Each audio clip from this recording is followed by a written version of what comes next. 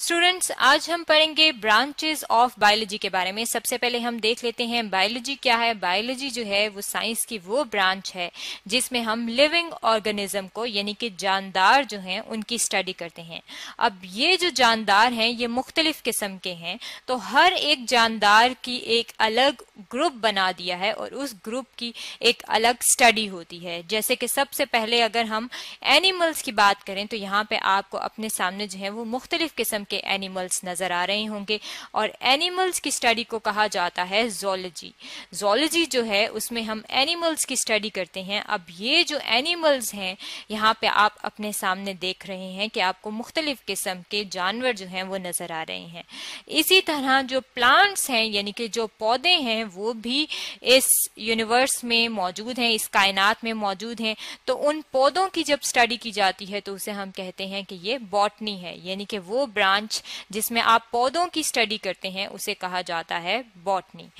एक और जो ब्रांच है बायोलॉजी की उसे कहा जाता है माइक्रोबायोलॉजी। माइक्रोबायोलॉजी क्या है? माइक्रो का जो वर्ड है इसमें माइक्रो का मतलब होता है स्मॉल, यानी कि ये वो ऑर्गेनिज्म हैं जो हमें आम आंख से नजर नहीं आते क्योंकि ये बहुत छोटे होते हैं, लेकिन ये इस वर्ल्ड में, इस दुनिया में मौजूद हैं। यानी कि बहुत सारे आपने देखा होगा, कभी फ्लू हो जाता है, आपको बीमारी कोई हो जाती है तो वो क्या है, वो बेसिकली माइक्रो ऑर्गेनिज्म की वजह से होता है और वो माइक्रो ऑर्गेनिज्म आपको नजर नहीं आता लेकिन आपके अंदर वो बीमारी फैला देता है।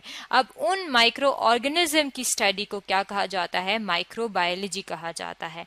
अब अगर हम सबसे पहले जो है वो ज़ूलॉजी की बात कर लें, ज़ूलॉजी जिसमें हम एनिमल्स की स्टडी करते हैं, तो इसकी दो कैटेगरीज हैं, यानी कि इसको हमने आगे से दो हिस्सों में तकसीम कर दिया है। एक को हम कहते हैं वर्टिब्रेट्स और दूसरे को हम कहते हैं इनवर्टिब्रेट्स।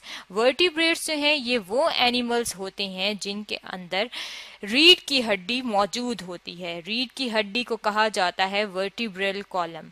अब जिनके अंदर रीढ़ की हड्डी मौजूद होगी उन्हें हम कहेंगे कि ये वर्टिब्रेट्स हैं, और जिनके अंदर रीढ़ की हड्डी मौजूद नहीं होगी उन्हें हम कहते हैं कि ये इनवर्टिब्रेट्स हैं। यहाँ पे अगर आप अपने सामने देखें तो यहाँ पे आपको क्या चीज नजर आ रही है? ये आपको बटरफ्लाई नजर आ रही है। अब ये जो बटरफ्लाई है ये एक इनवर्टिब्रेट है क्योंकि इसके अंदर रीढ़ की हड्डी मौजूद नहीं है। यहाँ पे आपको एक फ्लाई नजर आ रही है, यहाँ पे आप देख सकते हैं ये क्या है? ये भी एक इनवर्टिब्रेट है। इसके अलावा यहाँ पे आप देख सकते हैं आपको स्पाइडर नजर आ रही है और ये स्पाइडर क्या है? ये भी एक इनवर्टिब्रेट है। इसके अलावा यहाँ पे आपको स्नेल नजर आ रहा है और ये स्नेल क्या है? ये भी एक इनवर्टिब्रेट है। इसके अलावा जो बाकी चीजें जानवर आपको नजर आ रहे हैं जिसमें फिश शामिल है, मंकी शामिल है, टाइगर शामिल है, आउल शामिल है, फ्रॉग शामिल है, इन सब के अंदर रीढ़ की हड्डी मौजूद होती है, इसलिए हम इन्हें कहते हैं कि ये क्या है? ये वर्टिब्रेट्स हैं। अब अगर हम इन एनिमल्स की खसूसियात की बात करें तो जो एनिमल्स होते हैं वो आप देख सकते हैं कि वो चल सकते हैं, वो इधर उधर घूम सकते हैं, यानी कि वो लोकोमोशन कर सकते हैं। अब ये जो जितने भी जानवर हैं ये अपनी खुराक खुद तैयार नहीं करते, यानी कि किसी और चीज पे डिपेंड करते हैं, इन्हसार करते हैं खुराक हासिल करने के लिए। इस तरह के जो ऑर्गेनिज्म होते हैं जो खुद खुराक तैयार नहीं करते और किसी दूसरे पे डिपेंड करते हैं उन्हें कहा जाता है हेट्रोट्रॉफ। यानी कि अगर आप एनिमल की ही बात करें तो बकरी जो है वो घास खाती है। अब इसका मतलब है कि बकरी क्या है? बकरी जो कि एक वर्टिब्रेट है और एक एनिमल है, वो अपनी खुराक खुद तैयार नहीं कर रही, इसलिए हम उसे कहेंगे कि ये हेट्रोट्रॉफ है।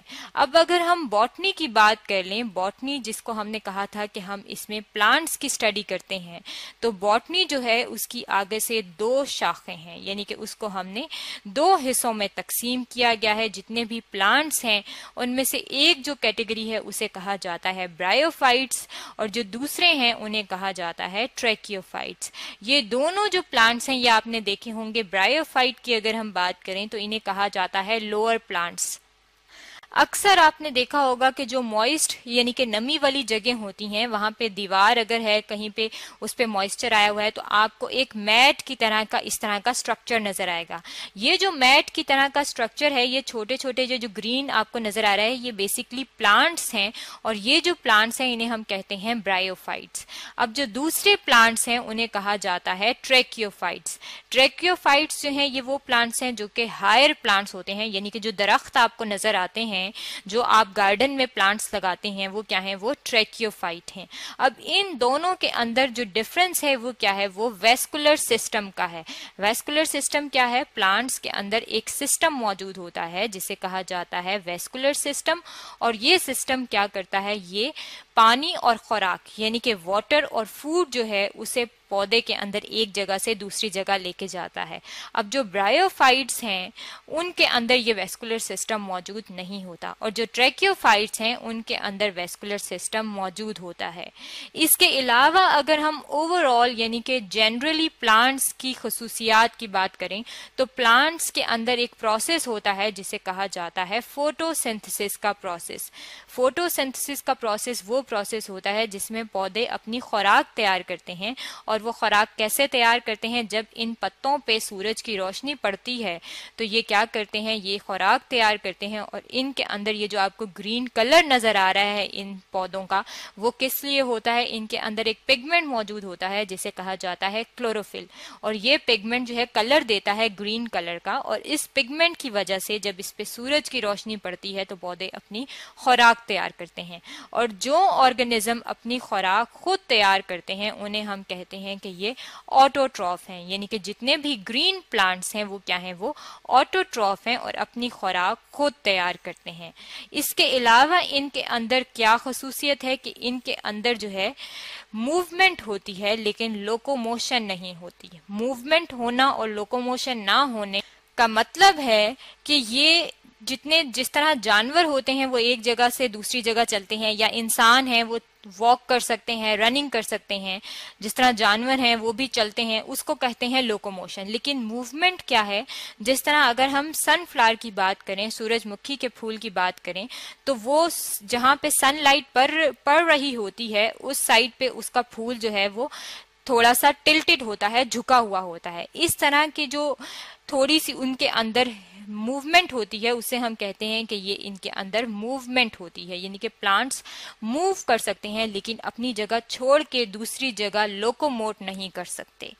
अब अगर हम इसकी तीसरी ब्रांच की बात कर लें बायोलॉजी की, जो थर्ड ब्रांच है उसे कहा जाता है माइक्रोबायोलॉजी।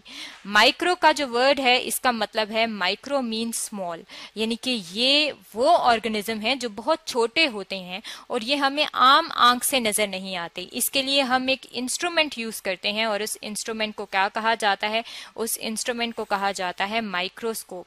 यहाँ पे आप अपने सामने ये जो स्ट्रक्चर देख रही हैं, ये जो एक इंस्ट्रूमेंट पड़ा है ये माइक्रोस्कोप है, और उसमें आप इधर जो है वो एक अपनी सैंपल, जो भी चीज आपने देखनी होती है उसे सैंपल कहते हैं, वो यहाँ पे रखते हैं और इस चीज के जरिए, यह लेंस जो है इसके जरिए आप देखते हैं और यहाँ पे आपको वो चीज बड़ी होके नजर आ रही होती है। अब ये जो माइक्रो ऑर्गेनिज्म है ये 3 किस्म के होते हैं। एक को हम कहते हैं वायरसेस, यहाँ पे आप देख सकते हैं ये आपको वायरस की शक्ल नजर आ रही है, और ये वायरसेस क्या है, ये बीमारियां फैलाते हैं। यानी कि अगर हम बात करें एड्स की, तो एड्स एक बीमारी है जो कि वायरस की वजह से होती है, और वायरस क्या है, एक माइक्रो ऑर्गेनिज्म है, यानी कि आम आंख से आपको वो नजर नहीं आएगा और ये जो है इसकी वजह से ये बीमारी फैल जाती है। जो दूसरी कैटेगरी है उसे कहा जाता है प्रोटोजोआ। प्रोटोजोआ जो है ये यहाँ पे जो आप देख रहे हैं ये यूग्लिना है, और यूग्लिना जो है ये आपको कहाँ नजर आता है, अगर आप कहीं आपने गदला पानी, यानी कि कहीं पे ऐसा पानी हो जिसके नीचे वो ग्रीन ग्रीन सा चीजें डेवलप हुई हों, तो उसके अंदर आपको प्रोटोजोआ नजर आते हैं। यानी कि ये आपको दूर से तो ग्रीन ग्रीन नजर आते हैं, लेकिन इस तरह का जो स्ट्रक्चर है वो आपको सिर्फ इस माइक्रोस्कोप के नीचे ही नजर आता है। इसका मतलब है कि ये जो प्रोटोजोआ है, ये जो यूग्लिना है, ये भी एक माइक्रो ऑर्गेनिज्म है। ये जो प्रोटोजोआ है इनके बारे में डिटेल में जो है वो हम अपना नेक्स्ट चैप्टर जो है उसमें स्टडी करेंगे। जो तीसरी कैटेगरी है माइक्रो ऑर्गेनिज्म की वो है बैक्टीरिया।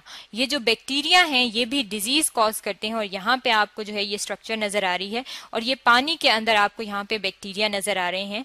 पानी जो है है, जो गंदा पानी होता है, उसको अगर आप कभी माइक्रोस्कोप के नीचे रखें तो उसके अंदर आपको ये माइक्रो ऑर्गेनिज्म, बैक्टीरिया जो है ये नजर आते हैं। इसका मतलब है कि ये जो 3 कैटेगरीज हैं वायरसेस, प्रोटोजोआ और बैक्टीरिया की, जो हमें आम आंख से नजर नहीं आती और सिर्फ माइक्रोस्कोप के नीचे नजर आती हैं, ये भी लिविंग ऑर्गेनिज्म हैं और इनकी भी स्टडी जो है वो जरूरी है, जिसे कहा जाता है माइक्रोबायोलॉजी, जो कि एक बायोलॉजी की ब्रांच है। ये तो था ब्रांचेस ऑफ बायोलॉजी के बारे में कि बायोलॉजी के अंदर कितनी ब्रांचेस हैं जो कि आज हमने स्टडी की हैं।